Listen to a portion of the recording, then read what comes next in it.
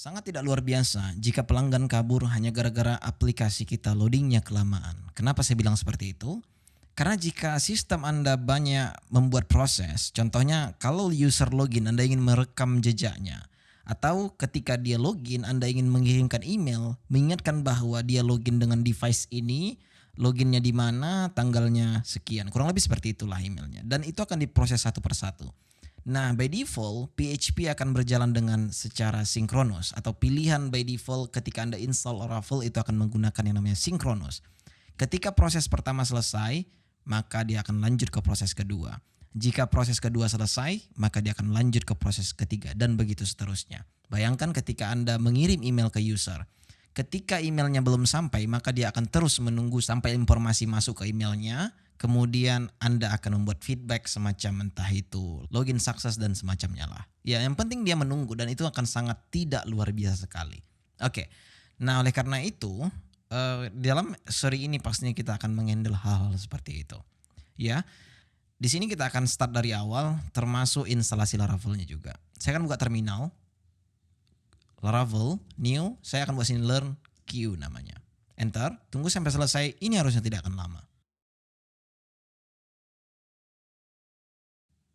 cd into Laravel queue, ya, kita akan langsung buka projectnya di text editor yang saya pakai sekarang. Sorry, Laravel queue, learn queue namanya. Alright, saya buka di text editor saya. Ya, kurang lebih ini adalah tampilan pertama Laravel, namun sebenarnya Anda sudah familiar dengan ini, jadi saya tidak perlu menjelaskan lagi. Anda pergi dulu ke config. Di sini ada yang namanya queue.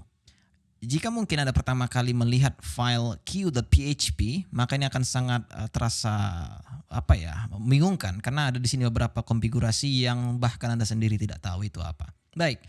Yang paling pertama, di sini ada yang namanya queue connection yang itu ada di .env file. Yang ada di sini, perhatikan ada di sini queue connection yang by default itu adalah sync yang artinya dia akan menjalankan proses satu persatu seperti yang saya jelaskan tadi. Nah, kemudian jika misalnya kita scroll ke bawah sini, ada beberapa driver yang disediakannya sync database beanstalk SQS Redis dan null, tidak ada. SQS ini adalah Amazon Simple Queue Service. Kalau saya tidak salah itu kepanjangannya. Beanstalk ini adalah provider lain, Redis juga begitu. Namun kalau Anda ingin mencari yang free, Anda bisa menggunakan Redis, ya. Dan kencang sekali harusnya. Cuman dia akan memakai resource banyak seperti misalnya makan RAM kita. Jadi pastikan minimal RAM Anda itu 4. Kalau 2 pun sudah agak sulit ya. Nah, kemudian ada sync di sini yang default dan database ini adalah opsi yang paling cepat untuk diajarkan. Kenapa? Hanya karena kita tidak perlu setup Redis, kita tidak perlu apa-apa. Dan saya jujur saja memakai database ini sampai 6 bulan di Persinta dan itu tidak ada masalah sama sekali. Bahkan ada kawan saya yang masih memakai database dan itu juga tidak ada masalah. Hanya saja ketika Anda memakai Redis ini jauh lebih cepat daripada database karena database Anda menggunakan MySQL dan transaksi MySQL pasti lebih lambat daripada Redis, ya.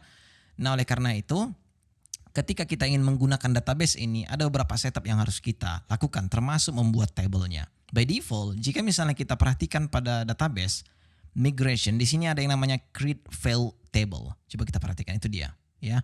Create file table yang mana ini akan masuk record yang mana job fail atau yang gagal akan masuk ke dalam table ini. Nah, by default untuk queue-nya itu tidak ada. Nah, oleh karena itulah makanya kenapa kita harus membuat yang namanya queue table. Saya akan buat sini PHP artisan queue table. Sorry, harusnya saya akan menunjukkan di sini dulu yang pertama kali di list yang akan menunjukkan beberapa queue di sini seperti work, table, retry, restart, prune, monitor dan sebagainya. Satu yang kita butuhkan saat ini adalah queue table yaitu akan membuatkan migration untuk kita. PHP artisan atau Anda harus familiar ya ketika saya jalankan artisan itu sama dengan PHP artisan. So jangan bingung. Artisan queue table migration created successful yang artinya sekarang kita bisa migrate. Tapi sebelum itu, pastikan dulu pada .env file Anda sudah mengatur yang namanya database-nya. Alright. Jika misalnya Anda sudah mempunyai database, silahkan masukkan nama database-nya ke dalam database ini atau jika belum Anda bisa pergi ke terminal buat satu database. Saya akan buat di sini create database dengan nama learn queue. Alright, saya exit. Kemudian saya akan lakukan PHP artisan migrate. Jika sudah Anda perhatikan di sini ada create job stable juga sudah dibuatkannya, which is very cool. Oke. Nah, jika sudah, mungkin Anda akan berpikir akan mengganti Queue Connection menjadi database. Iya, kita akan bakal mengganti itu. Namun yang paling pertama saya akan menunjukkan dulu bagaimana ketika misalnya kita berjalan secara sinkronus. Pertama, saya akan buka terminal di VS Code aja biar supaya familiar dengan Anda.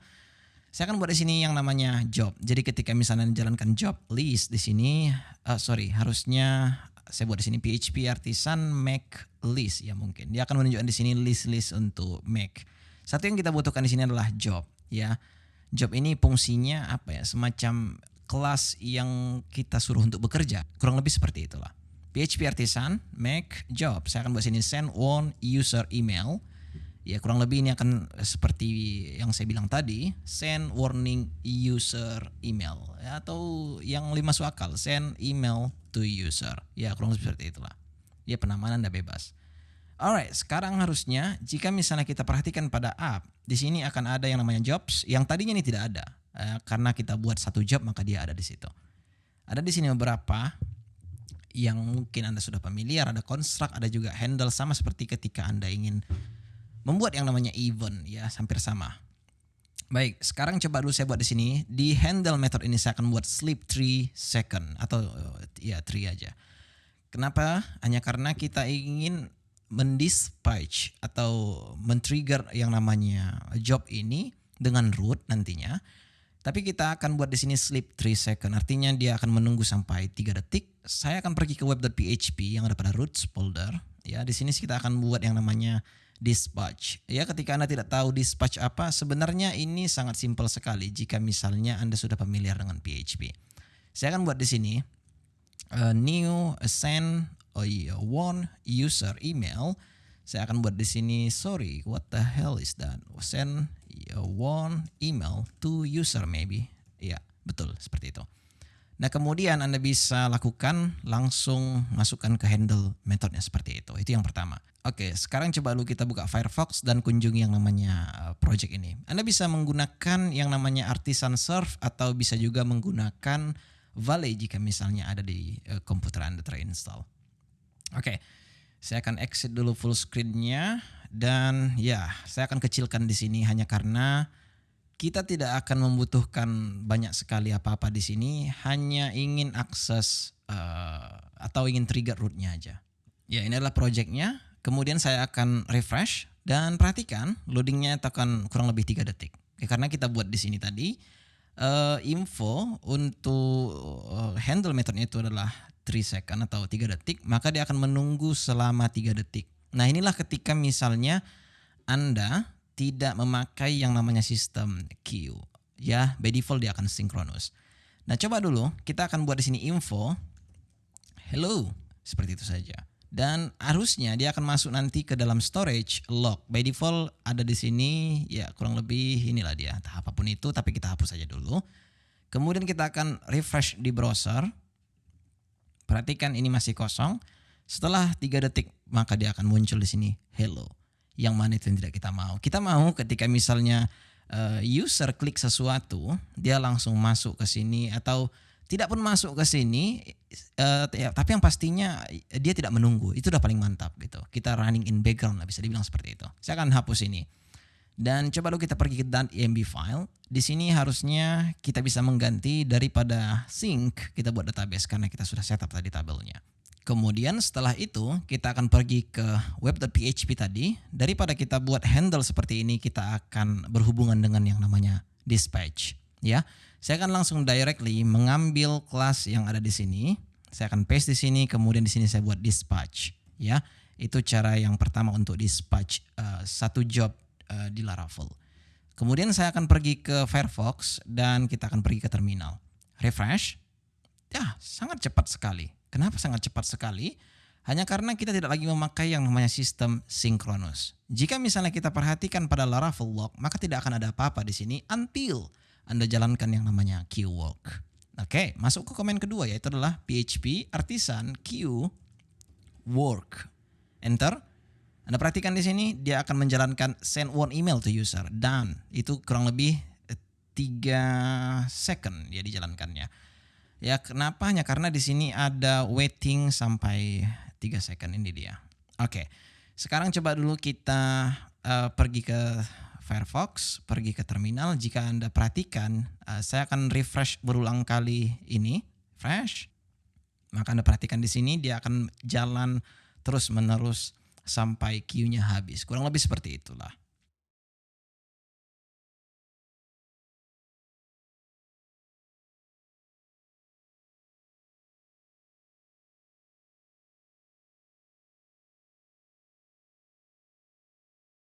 Ya, sepertinya sudah selesai. Kemudian jika misalnya kita perhatikan pada Visual Studio Code, coba lihat pada Laravel log yang ada di sini, maka sudah akan ada info di sini sebanyak 6 kali. Saya rasa 6 kali itu 1 2 3 4 5 6 7. Ya, satu tadi yang pertama, kemudian inilah yang terakhir. Kita sudah berhasil mendispatch send one email user menggunakan teknik seperti ini. Namun ada lagi cara yang Anda tidak tahu mungkin.